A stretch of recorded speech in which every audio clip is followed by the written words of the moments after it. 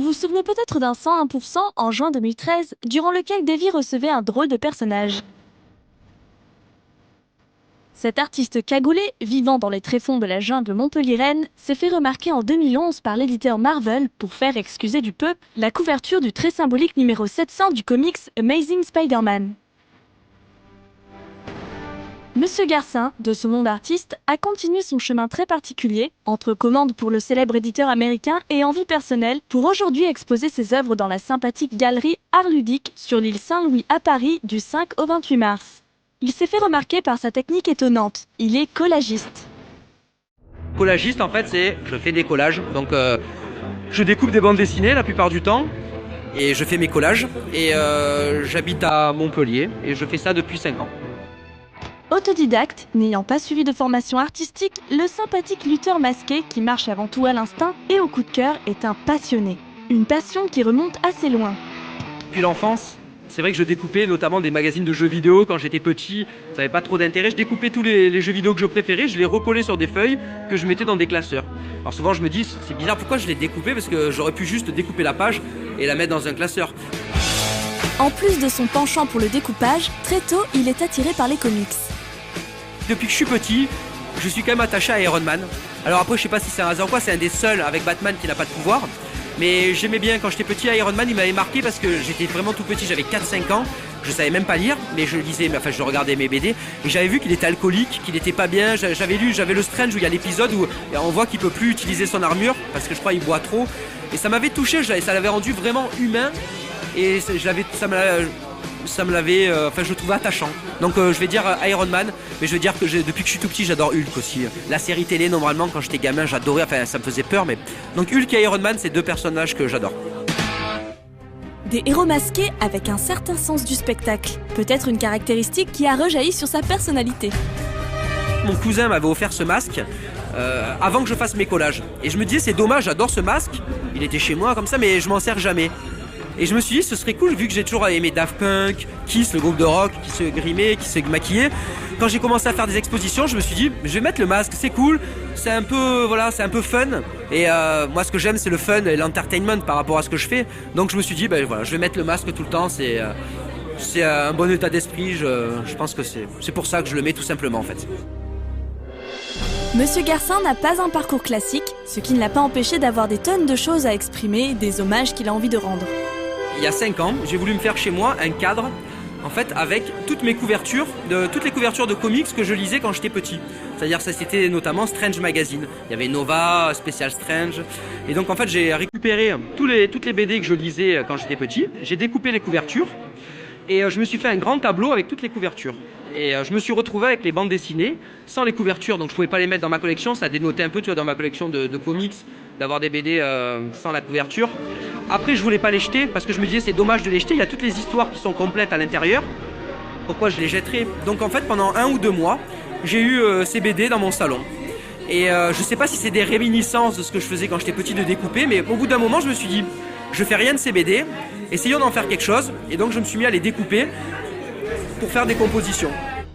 Pendant 2 ans, il reste sur des collages de taille assez modeste avant d'avoir le déclic sur une image en particulier. Une fois, j'ai vu un dessin de l'œil de Spider-Man. Et dès que j'ai vu l'œil de Spider-Man, en fait, je me suis tout de suite dit, c'est possible de le recréer, avec des codes couleurs bien précis, de le recréer comme une fresque. En fait, c'est le principe des mosaïques. Donc je me suis dit, si je prends plein de Venom, je vais pouvoir faire le contour de l'œil de Spider-Man qui est noir. Donc, j'avais des comics en noir et blanc, je me suis dit parfait, je pourrais les mettre au centre de l'image. Et après je me suis dit c'est vrai que Spider-Man il est rouge et bleu. Et je me suis dit si j'étale plein de Spider-Man en cachant les parties bleues, il y aura une dominante de rouge qui est comme sa cagoule. Et je me dis je peux recréer l'œil en mosaïque. Il partage sa création en ligne et tout de suite l'effet graphique marche à fond, le dessin se propage sur toute la toile. 5 jours plus tard, il reçoit un email de Marvel, non sans appréhension.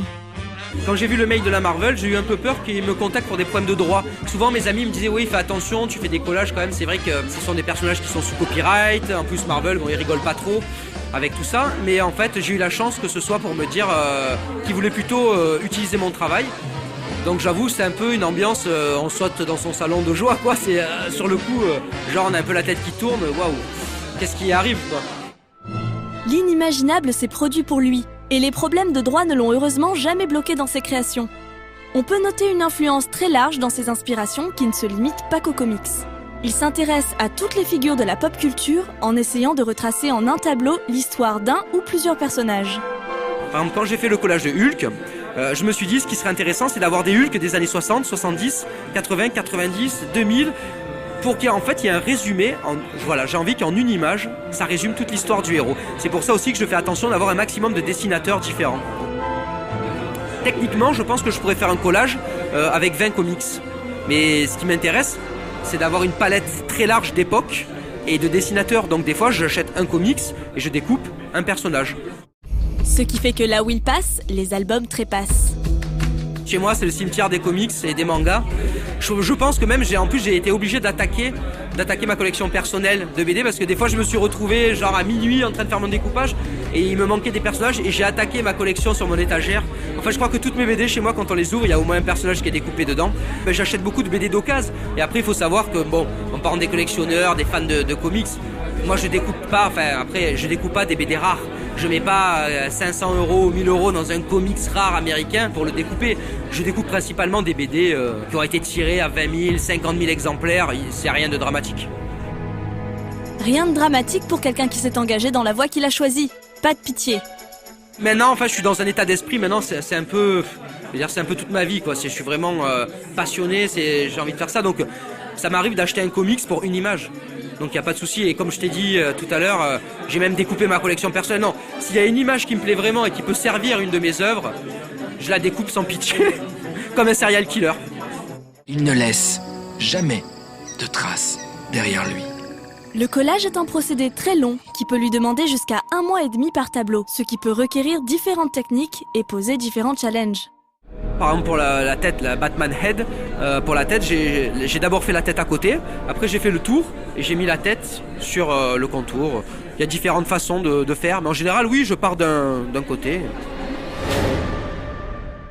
Et Astérix, je me suis lancé un défi, je me suis dit je vais faire un collage d'Astérix avec tous les personnages qui sont intervenus dans la BD d'Astérix. Tous, vraiment, même il y a des personnages qui apparaissent que sur 3 cases, je les ai quand même découpés. Ah ouais, Astérix c'est un enfer, ils sont tout petits les personnages d'Astérix par rapport aux personnages de comics. Donc en fait c'est pour ça que le tableau est plus petit, parce que c'était vraiment... des fois je découpe des personnages petits comme ça. Ça a été assez compliqué, c'est un des plus durs Astérix avec la vague de Hokusai, c'est les 2 plus compliqués que j'ai eu à faire. Les Simpsons, Astérix, Hokuto no Ken, la vague de Hokusai... Monsieur Garcin adopte tous les styles et il est loin d'avoir épuisé son inspiration. Il s'imagine facilement avoir de quoi explorer et à expérimenter pour les années à venir. Alors c'est pas prévu pour tout de suite, hein, mais à venir peut-être d'ici la fin de l'année, il devrait y avoir Dark Vador, les Tortues Ninja, et après il y aura pas mal, je dis pas quoi, mais il y aura pas mal de trucs, d'œuvres sur les mangas tirés d'artistes japonais. Monsieur Garcin ne s'interdit rien et a donc encore plein de projets. Si on peut voir ses œuvres sur le net ou le suivre sur les réseaux sociaux, l'exposition à la Galerie Art Ludique permet de se rendre compte de ses yeux, de la précision et du fourmillement de détails de chaque composition.